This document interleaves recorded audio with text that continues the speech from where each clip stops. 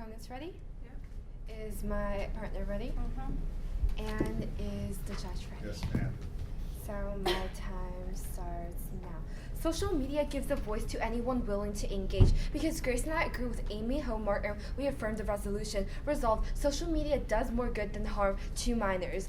Our framework is that the side that can provide the most global impact on youth should win this round. Contention 1, sharing platform. According to social psychologist Henry from the Arizona State University, social media has contributed to positive psychological well-being and a sense of community. Because social media allows teens to portray their identity to find a suitable community. The young people in the study conducted by psychologist Davis reported that social media helps connect with peers. The results suggest that it may be the opportunity to experience connectedness that leads to one needs to belong. Furthermore, because of the viral nature of social media, social movements such as Me Too provide a sense of belonging from the psychological point of view, as people are sharing about their difficult times, giving the message of you are not alone. Thus, there is comfort in that knowledge.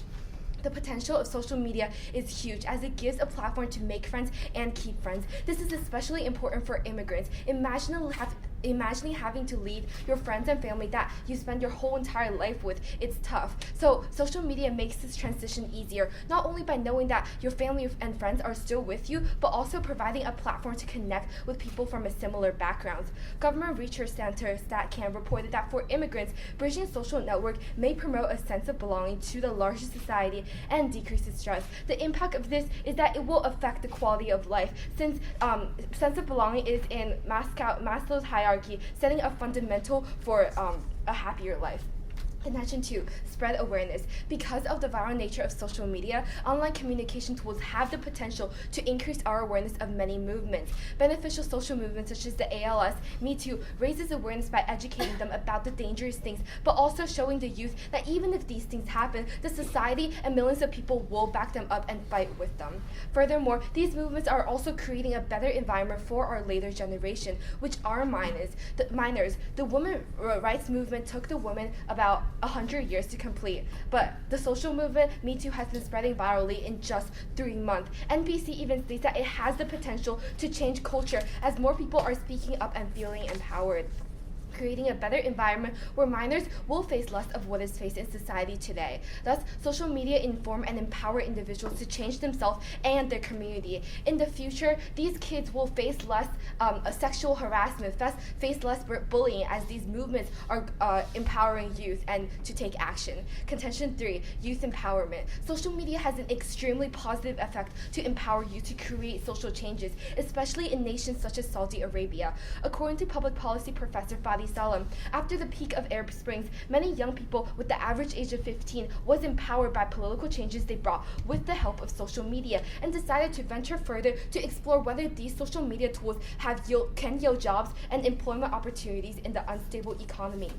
They realized that creating startups and entrepreneurs can be just as empowering as protests and demonstrations, not just for themselves, but for their community as well. This idea is even made more realistic after the fact that investors from the region claiming to be willing to provide up to $500 million in seed money for new entrepreneurs because of social media, improving the economic status and improving the quality of life for not just minors, but for everyone.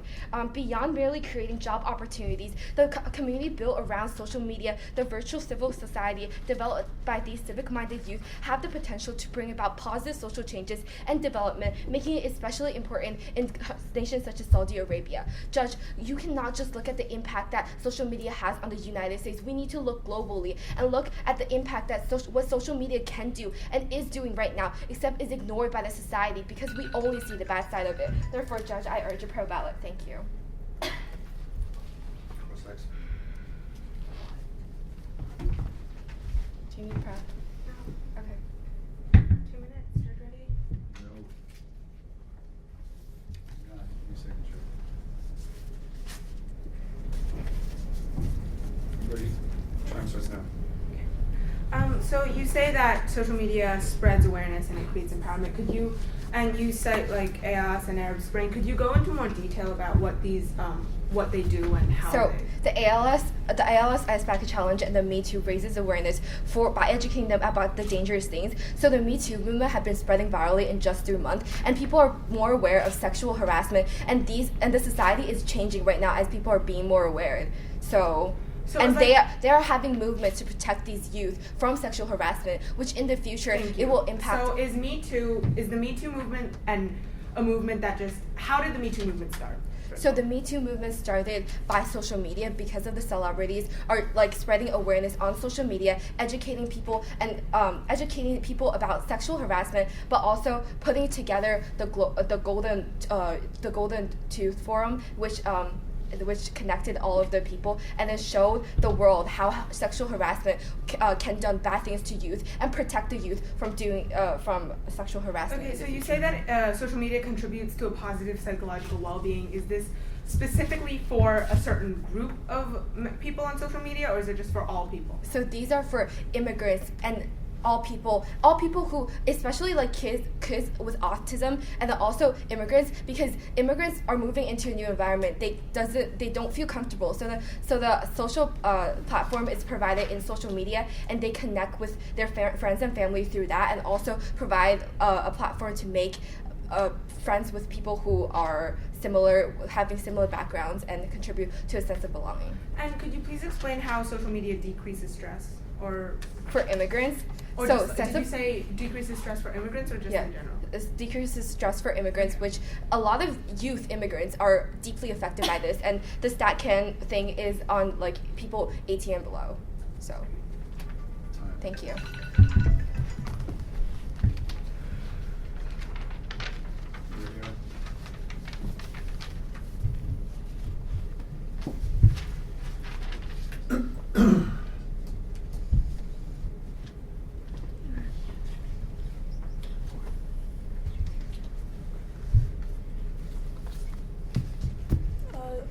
Partner ready. Opponents ready. I'm ready. Okay, time starts now. In Minnesota, a 16-year-old boy was relentlessly bullied for a span of days before suffering acute psychotic breakdown and hospitalization in a psychiatric ward. In Texas, a 14-year-old girl was harassed so badly online by her male counterparts on Facebook that her parents saw the need to pull her out of school and move out of state. A 15-year-old girl was the victim of obscene sexual Photoshop posted on Instagram, which caused several attempts at suicide. It is attempts like these and tragic stories of so many others that urge, as a con to negate the results, social media has done more good than harm for minors. Contention 1, social media allows for increased mental illness. According to the Time magazine, the more social networks a young adult uses, the more likely he or she is to report depression and anxiety. Trying to navigate between different norms and friend networks on various platforms could be to blame, study authors say, although it's possible that people with poor mental health are drawn to multiple social platforms in the first place. Subpoint 8, cyberbullying. Victimization of young people online has received an increasing level of scrutiny, particularly after a series of high-profile suicides of teenagers who were reportedly bullied on various social networks. In 2013, for example, a spate of suicides was linked to the social network Ask.fm, where users can ask each other questions anonymously. Social media is hugely common among teenagers, said Michelle Ham, a researcher in pediatrics at the University of Alberta. But the health effects of cyberbullying on social media sites during the teen years may double the risk of depression in adulthood, and bullying effects can be as bad or as worse as child abuse, studies show. Subpoint B, amplification of problems. Studies have shown that those with pre-existing social anxiety or depression are more likely to use social media. While they hope to alleviate their problems, the constant use of social media merely worsens the situation. Social media and its associated technology adds a new dimension to the loneliness and anxiety by offering the young person a way of directly quantifying friendships, viewing the friendship networks of others for comparison, and providing immediate information about social events. You can compare your own popularity with that of your peers and manage the adolescent fear of missing out, or FOMO, by continually monitoring what's going on socially. So it's easy to see how technology use can take the place of more traditional social interaction and provide a yardstick for one's popularity, or more significantly, one's feelings of loneliness and alienation. Social anxiety and the need for social assurance are associated with the problematic use of Facebook, to the point where Facebook can become an addiction and has been shown to activate the same brain areas as addictive drugs such as cocaine. The addiction poses a threat to physical and psychological well-being and interferes with performance at school or work, and staying away from Facebook is viewed by users as an act of self-sacrifice or detoxification. So the vicious cycle is that loneliness and social anxiety generate the use of social networking sites, but then problematic addiction to these sites itself causes further forms of anxiety and stress. As illustrated in a study by Julie Moore Major and colleagues at Harvard, they found that after controlling for other relevant factors such as sex, age, time of awakening, perceived stress, and perceived social support, the larger your Facebook network, the greater your cortisol production. Higher awakening cortisol levels are associated with chronic stress and worry, burnout, and our vulnerability factor for depression. Kazenshu decreases productivity. While the majority of studies on the correlation between productivity and social media are within the workplace, it is logical to assume that these findings translate into a school setting. Because minors often do not have a fully developed sense of responsibility and judgment, nor a reasonable work ethic, it can be also assumed that productivity levels may decrease even further among minors than among those in the workplace. According to NBC, Facebook's users spend an aggregate of 10.5 billion minutes per day on the platform. And engagement based on the number of monthly users who visit the site daily is even higher today. Assuming that users spend about the same amount of time today, that means that people all over the world will have to spend a collective 55 million years on Facebook since the beginning of 2009. 20 minutes a day is a lot of time, well more than a year over the course of the average lifespan. If users spent just that time of working for minimum wage instead of liking and poking at each other, each would pull in about $800 to $80 a year. That's almost $900 billion in aggregate hypothetical labor last year. So while there may be posts on social media, we have to confirm there are far more disadvantages, and we urge a con ballot. Thank you. So it's my cross-sex, right? Okay. So, Hang on. I was gonna ask, like, Yeah. is that for longer? That's fine. So is my opponent's ready? No, you don't have to do that for the cross section. Oh, okay. I know you're ready. I'm ready. Okay. So I'm asking. Cross section first now. Okay. So I have a question for you. So you brought up for the workplace thing, workplace statistic that was for people not minors. That's not minors, right? Like I just need yes or no because Yeah. Well, I, it was. okay, thank you. So you stated that social media provides a platform for cyberbullying, and then but do you acknowledge that only 1% of the people that have cyberbullying on social media only have cyberbullying, meaning the other 99% is experienced bullying in real life too?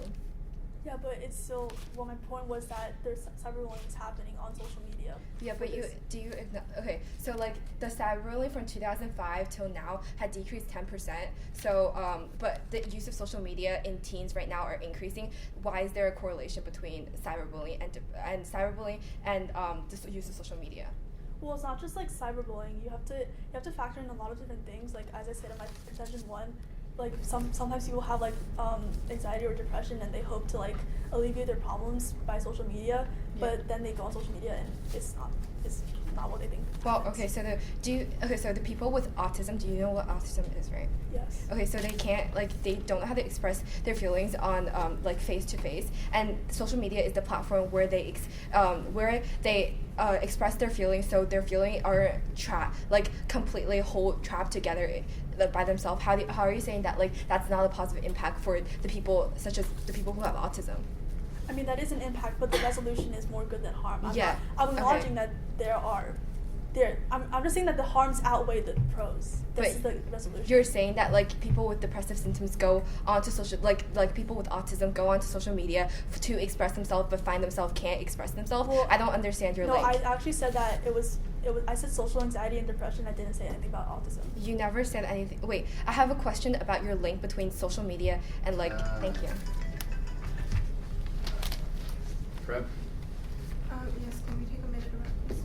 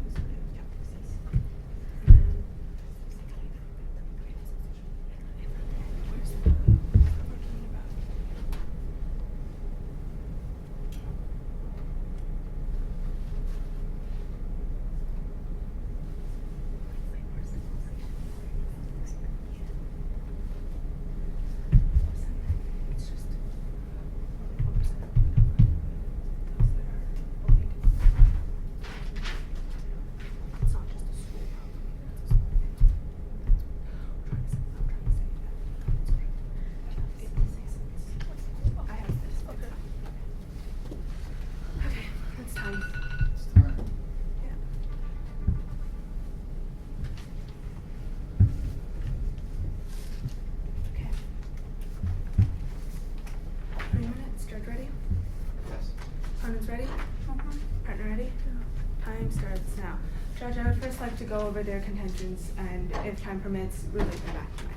So, in the first contention, they say that social media contributes to a positive psychological well-being, especially in marginalized groups such as immigrants or those with mental illness. While social media certainly does create a sense of community, we're not disagreeing with that. The negative effects resulting in such communities far outweigh the pros. One such community, the LGBTQ youth, are more likely to be bullied or harassed online. LGBT youth are 42% more likely to be bullied online and twice as likely to say that they have been bullied via text message. They also reported that they feel less safe online than those not in that community and while they were at school. So the online communities create an opportunity for harassers, bullies to target large amounts of people at once. It is large immigrant groups on Facebook and Instagram are often harassed, called terrorists, job stealers, and much more. And it's not about the statistics, it's not about the number of people that are bullied, but the fact that this even happens on social media is unacceptable. They say that only 1% of people are bullied solely on social media, but what we're saying is that children are bullied at school, and then they come home, and they're bullied when they open their computers and go onto social media, and that's just completely unacceptable. We're not saying that it's a sole social media problem. We're saying that there is an amplification of problems. They go to school and they come home and the problems never stop. The harassment never stops. Plus, as my partner said in her case, those with already pre-existing social anxiety or depression disorders are more likely to go on social media, are more likely to have an increase in their problems. Furthermore, my opponents say in their second and third contentions that that social media spreads awareness and creates youth empowerment. However, people already had these ideas in place. While social media was certainly used as a figurehead, it was not a necessary factor. The guy who started the Arab Spring by setting himself on fire in Tunisia did not need social media to do so. Furthermore, large-scale social media-induced protests or movements such as the Arab Spring or Occupy Wall Street are often disorganized and fizzle out after the first stage of protests. According to the Washington Post, digitally networked movements look like the old movements, but they're not. By the time the civil rights movement had such a large march, they'd been working on the issue for 10 years, if not more. The months or even years spent discussing logistics, leafleting, and building a coalition were crucial to the success of civil rights movements and other successful efforts, such as the Human Rights Campaign's efforts to help and end the Don't Ask, Don't Tell policy against allowing gay people to serve openly in the military, were also rooted in an organization structure that have been developing and refining their demands for years to present a unified front. Movements organized over social networks often have more trouble gelling, she said, particularly if different factions air their differences on Facebook and Twitter, drawing attention to the fractures in the movement. It is because of these problems, because of the problems in teens and how globalization, it is because of these problems that we urge upon. Thank you. Cross X. Got it. All right, one more. Okay, I'm good. Yeah. Here we go. Oh, sorry. Okay. 2 minutes. Get ready. Okay. Everyone All ready? right. Is everybody ready? Okay. Everyone's ready? I'm ready, but what's gonna go? Time starts now. Okay. So the first thing that you addressed was a contention one and talking about positive mental health, and you talked about how the LGBT community was actually the most bullied group on the internet. But other than social media, where are they going to be positively represented? What do you mean? Where, beyond social media, where can they have fair, adequate, positive representation? GSA, school clubs, diversity. School There's clubs. so many other ways to represent a community other by on social media. And So, we're not saying that having an that's LGBT enough, group that's on enough. social media. Okay, sorry. Thank you. Thank you. So statistically, it is shown that despite the fact that it's statistically shown that LGBT communities are able to represent themselves, why is it that you claim that? Okay, so let me rephrase. Okay. In schools, you talked about school diversity clubs. How diverse is it, or is it only limited to the LGBT groups? No. How does this relate? Okay. to Out of social media, how many people who are not already part of the LGBT community actually go and search into clubs, go into LGBT forums to learn about it? Like, do you want a percentage or a statistic? Okay, anyway, so, because you don't have a direct answer to this, let me go on. So, you talked about bullying. Why do you think these people are bullied in real life? because they're marginalized communities, because they Right, so they're because different from the other people, but that Right, doesn't. right. Okay, so that's okay. Where are they getting help other than online? Do you think that they're really going to get help from the people inside their schools? There are parental support. There's so many guidance counselors, therapists. There's so many other ways to get support. And we're not saying that social media doesn't But provide is it support. not- We're saying that there are negative impacts of social media as well as the But benefits. can you deny the fact that there's always going to be people, especially during the acceptance movement right now, that they're not going to try to protect and decrease cyberbullying? What do you mean during? You agree that cyberbullying is targeting marginalized people who are already being targeted, but beyond social media, where can people freely actually defend themselves? Okay. Oh, is it my attack now? Yeah. Okay, Prep. give me Um, prep time. Sorry. we'll take a minute.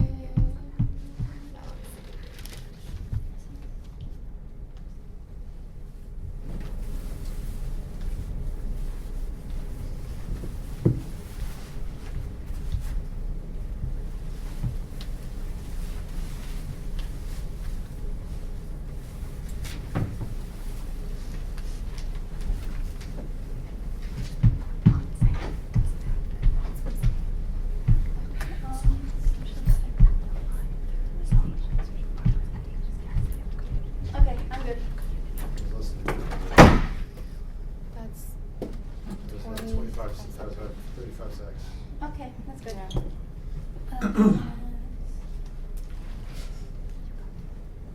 Opponents ready? You got it ready? Press, you ready?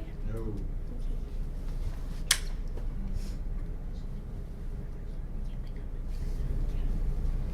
Okay. Okay, ready? I'm so sad.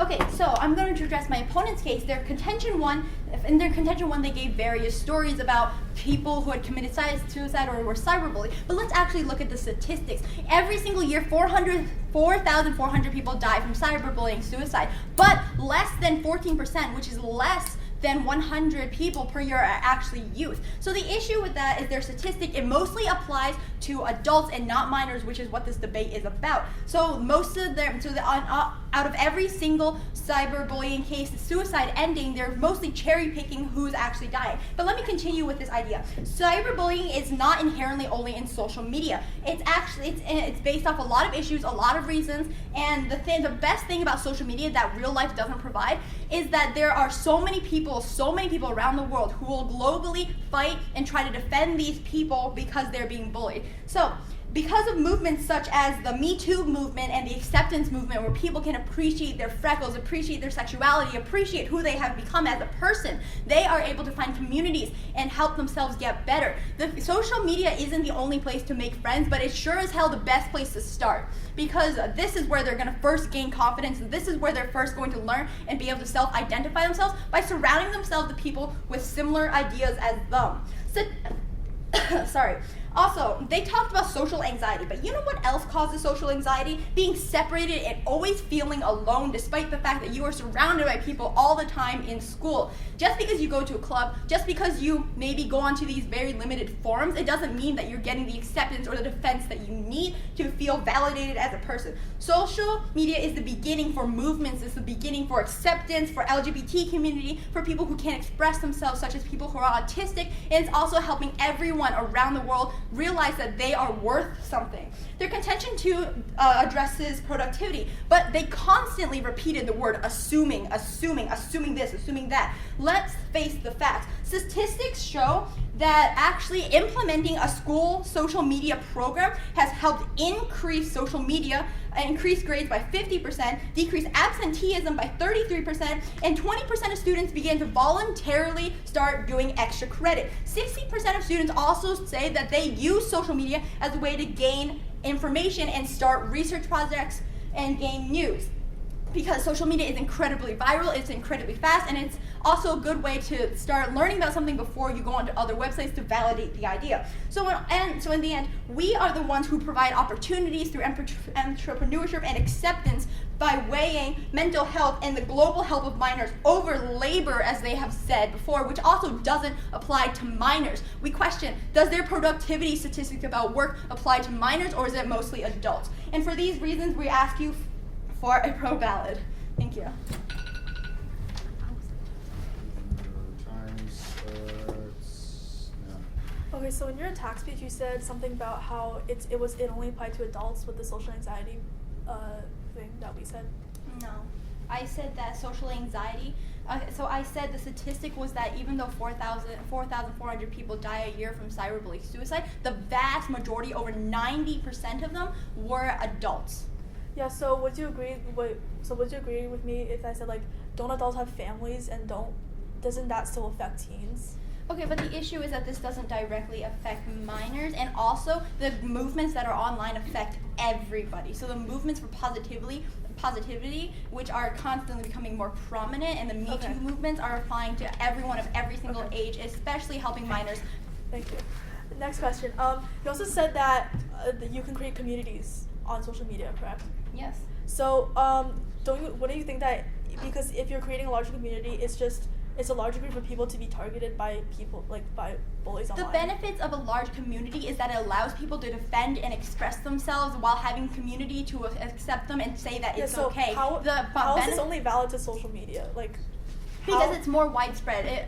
A common example is that in the Midwest, where LGBT communities or like minority groups aren't commonly accepted, they're able to go online and find people across the world who understand them. Whereas in the Midwest or in the South, especially, there's a lot of discrimination. Wait, so would you agree? So you're saying that people that immigrants they rely on social media solely to feel better about themselves or find a community? I don't agree on that. Sometimes it's not just about So community. It's not would you think it's beneficial to teach teens to rely on social media for belonging, getting friends? We told you social media is the beginning for them to realize that it's okay to be who they are. It's not it's not the end, it's not the only place they can go to. It's the beginning that gives them assurance and shows them that they're not alone. And also it's also a place for them to escape their problems.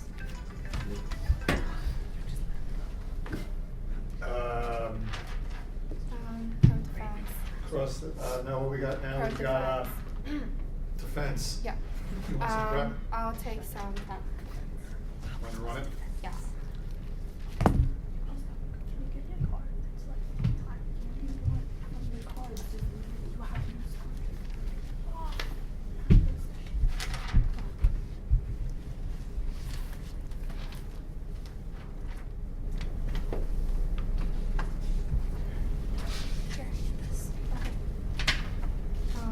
Okay.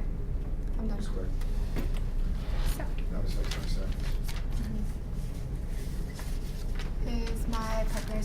is my opponents ready? Is my partner ready? Mm-hmm. And is my judge ready? Yes, ma'am. So my time starts now. So for my opponent tried to attack my case by saying my first contention of sharing platform by saying that the LGBTQ are. Wait, can I take out my money? Don't worry about it. Nobody's gonna steal it. Go. Who's gonna steal your money? I mean, I don't know how I fell out. Wait, so are we starting over? No, closed it. Okay. Go. I forgot where I was. I have. Well, go.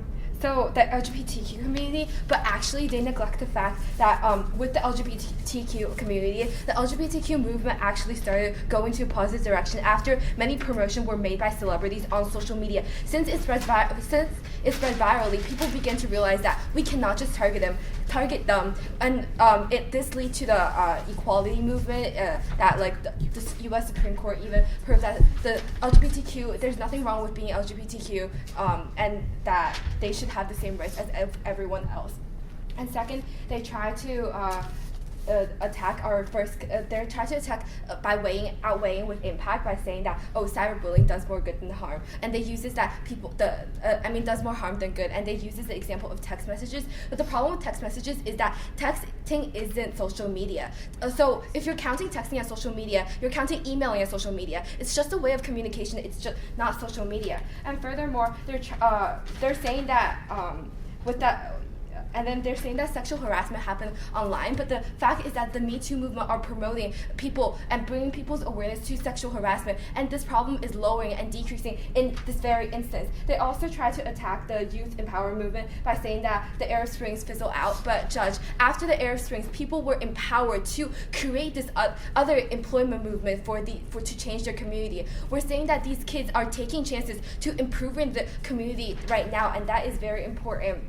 So because the benefit that they bring to their community, their economy, leaves on from generation to generation. It's intergenerational, the benefit of it, not only on minors but also on more people to come. So Judge, Judge Liaowei. Can you tell me? Actually, I will. Is this 2 minutes? 2 minutes, I got it. Um, Starts now. Okay? Okay, yeah. Go. So first I'll go over our 2 contentions and explain how our opponents have failed to attack this. So our first contention was social media allows for increased mental illness, and our opponents said that less than 14% of people who commit suicide are youth.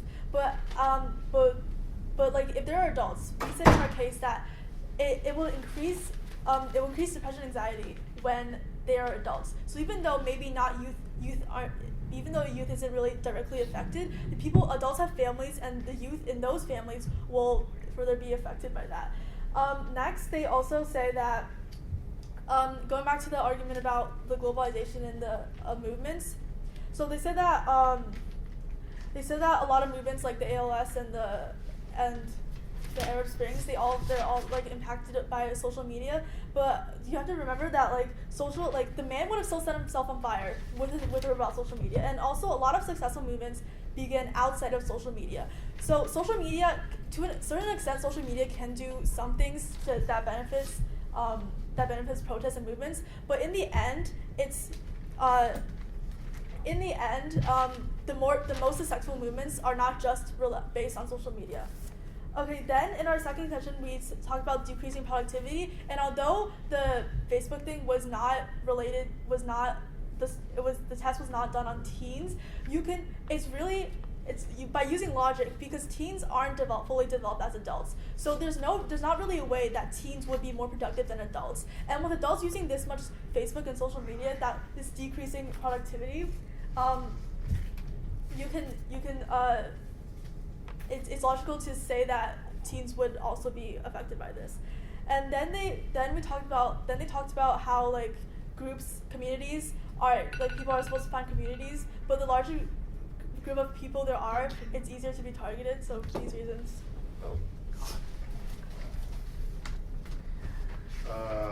Prep, you want to run it? Yeah. How many prep do we have? How many prep you have? How many prep you have? How many minutes of 40. prep? You have 1:40 prep.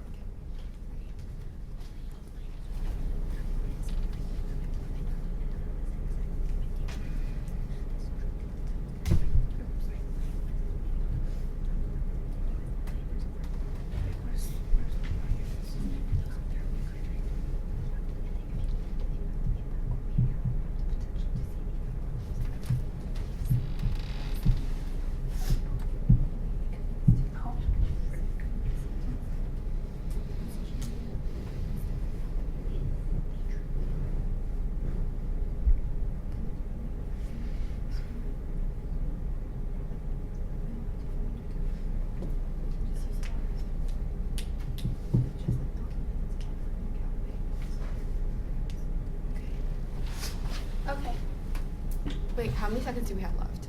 You have left, what do you have, 50 seconds. Oh, Okay, take we'll it. take it. Want to take it all? Yeah. Yeah.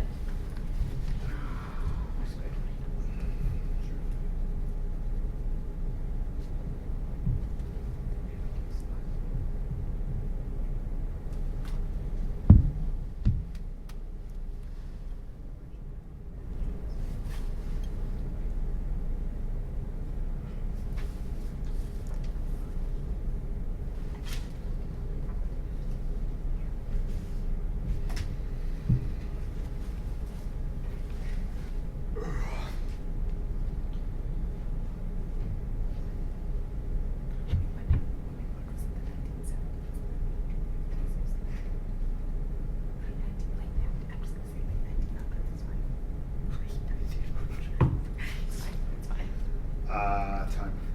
That's all. Okay. Pros out of prep. So 2 minutes, right? Yes, ma'am. Opponents ready? Yeah. Beata ready?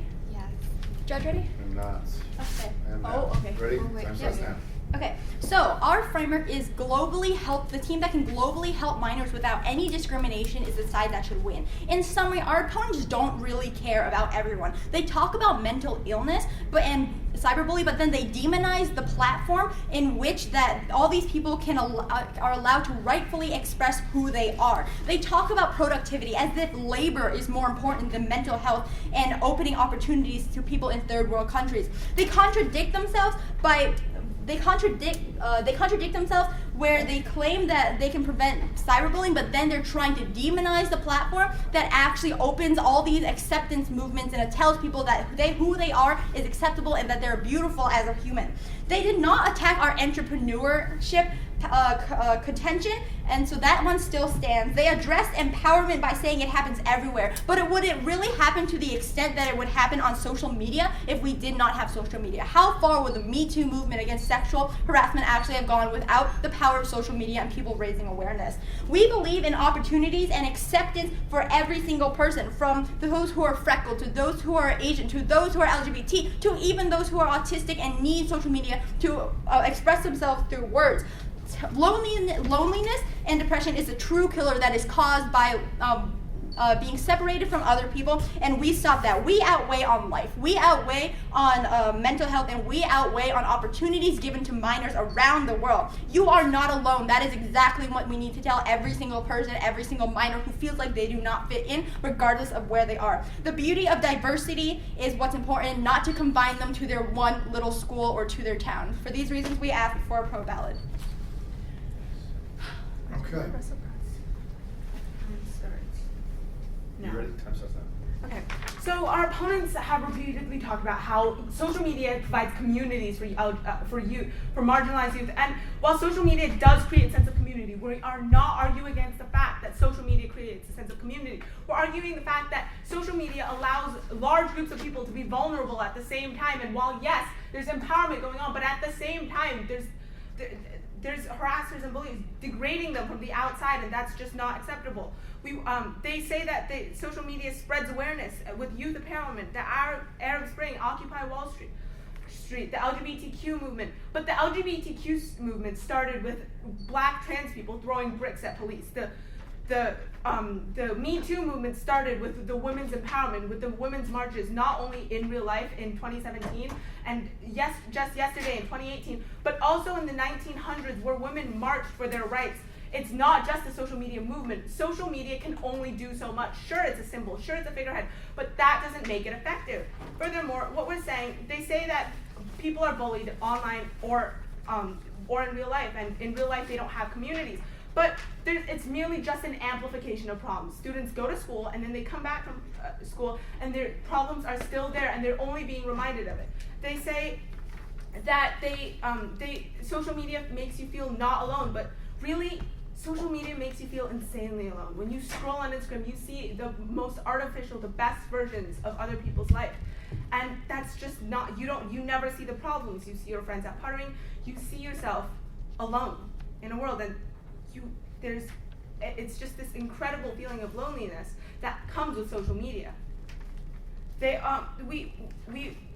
also say that there's depression and anxiety that comes with being harassed, and yes, there is, that's exactly what we're arguing. The people with levels of social anxiety and depression are more likely to go on social media. They're more likely to suffer from these issues. So, for these reasons, we urge a con ballot. Thank you. Glad you're here to witness it.